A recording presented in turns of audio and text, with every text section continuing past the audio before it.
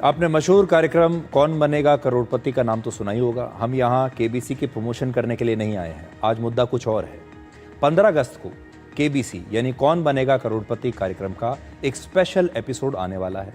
आप जानते हैं स्वतंत्रता दिवस है और उस दिन देशभक्ति से जुड़े हुए एपिसोड भारत के अलग अलग टीवी कार्यक्रमों पर आते हैं। इस खास एपिसोड में भारतीय सेना की 3 महिला अधिकारी हिस्सा ले रही हैं। भारतीय सेना की कर्नल सोफिया कुरैशी, भारतीय वायुसेना की विंग कमांडर व्योमिका सिंह और भारतीय नौसेना की कमांडर प्रेरणा देवस्थली मशहूर एक्टर अमिताभ बच्चन के साथ आपको केबीसी में हॉट सीट पर नजर आएंगी। आपने ऑपरेशन सिंदूर के दौरान कर्नल सोफिया कुरैशी और विंग कमांडर व्योमिका सिंह को न्यूज चैनल्स पर देखा होगा, क्योंकि ये दोनों ही पाकिस्तान के खिलाफ ऑपरेशन सिंदूर के बारे में लगातार हमारे देश और पूरी दुनिया को जानकारियां दे रही थी।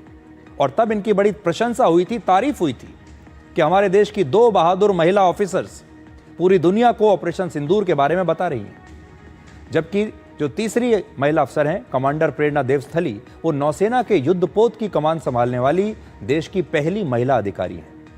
ये तीनों ही महिलाएं हमारे देश की नायिकाएं हैं, जिनकी बातें सुनकर भारत के हर व्यक्ति को गर्व होना चाहिए, भारतीय सेना पर गर्व होना चाहिए। लेकिन हमारे ही देश के कुछ लोग ऐसे भी हैं जो केबीसी में इन महिला अधिकारियों के हिस्सा लेने की आलोचना कर रहे हैं। वो आरोप लगा रहे हैं कि ये टीवी पर देशभक्ति का प्रदर्शन किया जा रहा है, जो नहीं होना चाहिए। कुछ लोग ये आरोप लगा रहे हैं कि सरकार अपनी लोकप्रियता बढ़ाने के लिए सेना का इस्तेमाल कर रही है, ऑपरेशन सिंदूर का इस्तेमाल कर रही है। इस तरह टीवी शो में आपने अपने भारतीय सेना के इन अधिकारियों को कैसे भेज दिया? आपको ये जानकर हैरानी होगी कि जिन महिला अधिकारियों की बातों को सुनकर पूरे देश को गर्व होना चाहिए था, उन पर हमारे देश के कुछ लोग आज आपत्ति जता रहे हैं। हमारे देश की 3 नायिकाएं एक टीवी शो में चली गईं तो हमारे देश के कुछ लोगों को परेशानी होने लगी। लेकिन अगर ऑपरेशन सिंदूर पर बॉलीवुड की 3 बड़ी एक्ट्रेस को लेकर कोई फिल्म बनाई जाती तो शायद किसी को कोई परेशानी नहीं होती और उस पर लोग खूब तालियां बजाते। अमिताभ बच्चन को हमारे देश में महानायक माना जाता है। केबीसी एक ऐसा शो है जिसे लोग देखते हैं अपने घर में, अपने परिवार के साथ देखते हैं, अपने बच्चों के साथ देखते हैं। अगर कोई शो देखा जाने वाला है और उसका होस्ट एक सम्माननीय व्यक्ति है, तो ऐसे शो में अगर हमारी 3 नायिकाएं जाती हैं तो इसमें किसी को क्या परेशानी हो सकती है? क्योंकि इससे ऑपरेशन सिंदूर की कहानी हमारे देश के हर परिवार, हर घर तक पहुंचेगी। ये तीनों ही महिलाएं देशभक्ति की रोल मॉडल्स हैं। हमें इन्हें सपोर्ट करना चाहिए, चाहे चैनल कोई भी हो, कार्यक्रम कोई भी हो। इनकी बातें सुनकर उनसे प्रेरणा लेनी चाहिए। लेकिन देखिए, हमारे देश के लोग जो हैं इसमें भी कुछ ना कुछ कमी ढूंढ लेते हैं। ये वही लोग हैं जिनकी वजह से भारत बार बार नैरेटिव वॉर में अक्सर पीछे रह जाता है। आपको याद होगा, ऑपरेशन सिंदूर के दौरान भी भारत के ही कुछ नेता अपनी ही सेना और सरकार पर सवाल उठा रहे थे, भारतीय सेना के नुकसान की बातें कर रहे थे, सेना से सबूत मांग रहे थे, जिसकी वजह से ऑपरेशन सिंदूर के दौरान भारतीय सेना की ऐतिहासिक जीत के बाद भी नैरेटिव वॉर में पाकिस्तान भारत से आगे निकल गया, क्योंकि उसने लगातार पूरे विश्वास के साथ झूठ बोला और हम पूरे विश्वास के साथ सच भी नहीं बोल पाए। नैरेटिव वॉर में हार का मतलब यह नहीं कि हमने ये युद्ध हार लिया। इसका मतलब यह है कि हम अपनी जीत को दुनिया तक सही तरीके से पहुंचा नहीं पाए। आखिर हमें अपनी देशभक्ति का प्रदर्शन करने में इतनी परेशानी क्यों है? हम ये क्यों भूल जाते हैं कि जब एक सैनिक मैदान में लड़ता है तो वो अकेले नहीं लड़ता, उसके साथ देश की भावनाएं और देश के 140 करोड़ नागरिकों की उम्मीद फ्रंट पर लड़ रही होती है। लेकिन हम सेना पर सवाल खड़े करके उन्हें इस नैरेटिव वॉर में बिल्कुल अकेला छोड़ देते हैं। कुछ उदाहरण देखिए। आज अमेरिका और चीन जैसे देश नैरेटिव वॉर में हमसे काफी आगे निकल चुके हैं। अमेरिका में सेना की ताकत को दिखाने के लिए हॉलीवुड में अरबों रुपए के बजट से बड़ी बड़ी फिल्में बनाई जाती हैं।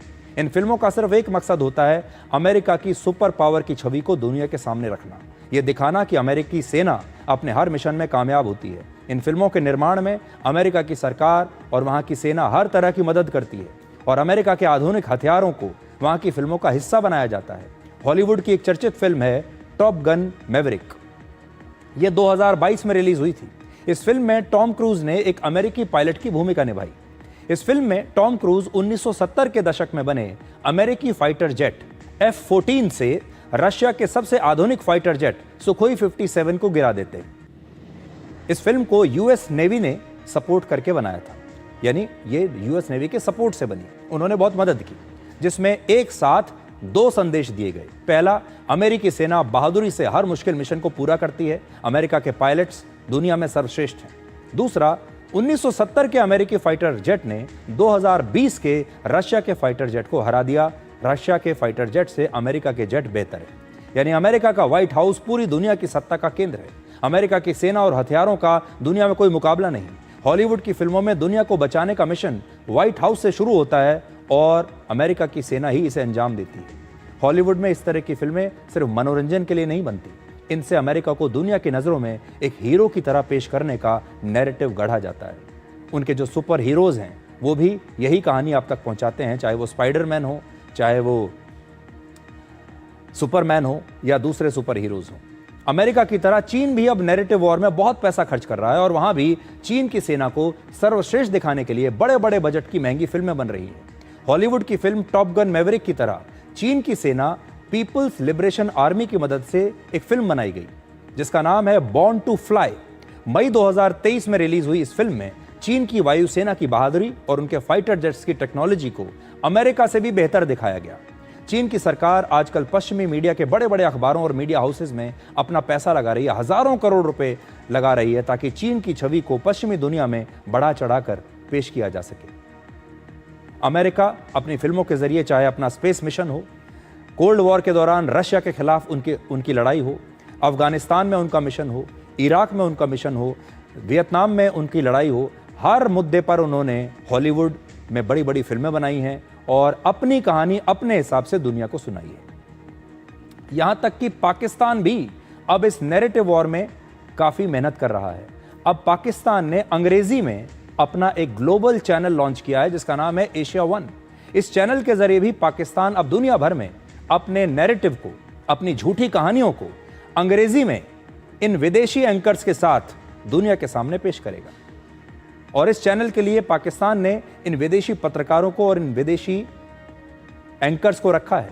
अब ये पाकिस्तान की झूठी कहानियों को अंग्रेजी में दुनिया को सुनाएंगे और दुनिया को ये लगेगा कि देखिए ये अलग अलग देशों के बड़े बड़े पत्रकार हैं, एंकर्स हैं, और जब ये झूठ बोलेंगे तो दुनिया को लगेगा कि शायद सच ही कह रहे हैं। लेकिन हमारे देश में देखिए, भारत में आज भी कुछ लोग ऐसे हैं जो भारत की कहानी को दुनिया तक पहुंचने से रोकना चाहते हैं। इसलिए इस नैरेटिव वॉर के बारे में आज आप सोचिएगा जरूर, वरना भारत बाकी के देशों से पीछे रह जाएगा। एक और ब्रेक के बाद आपको दिखाएंगे डी कोड जिंदगी, जिसमें आपको एक विचार हम दिखाएंगे और उस विचार का इस्तेमाल करके आप अपनी जिंदगी को भी डी कोड कर सकते हैं। खबरों को तो हम आपके लिए डी कोड करते ही हैं, लेकिन हम चाहते हैं कि आप अपनी जिंदगी को भी हर रोज डी कोड करते रहिए।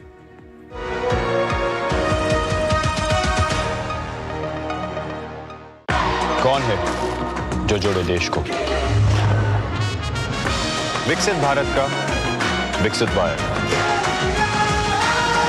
साहब, वो शर्मील का बच्चा खो गया। इरादा ढूंढने का है ना, चलिए।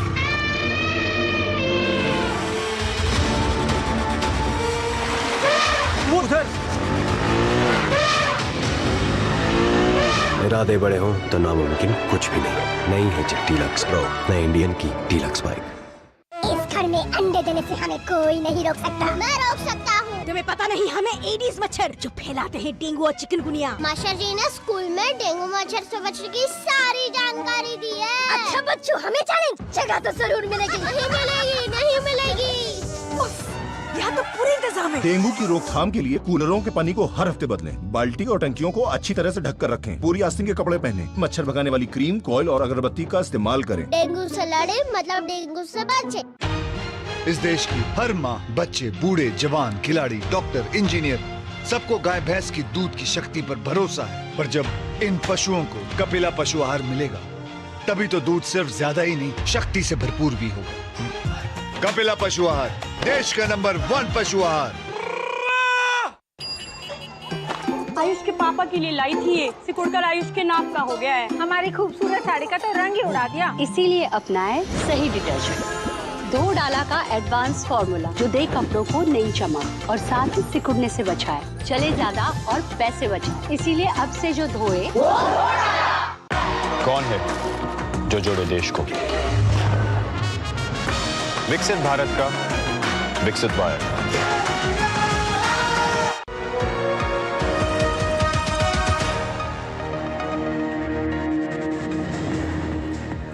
तो आज के लिए डिकोड में इतना ही। अब आपसे हमारी अगली मुलाकात होगी कल रात 9 बजे। तब तक आप खुश रहिए, सुरक्षित रहिए, स्वस्थ रहिए। और मुसीबत और खुशी दोनों ही बिना अपॉइंटमेंट के आती हैं, बिना बताए आती हैं। इसलिए अपने आप को इतना तैयार रखें कि मुसीबत के समय होश ना खोएं और खुशी के समय जोश काबू में रखें। नमस्कार।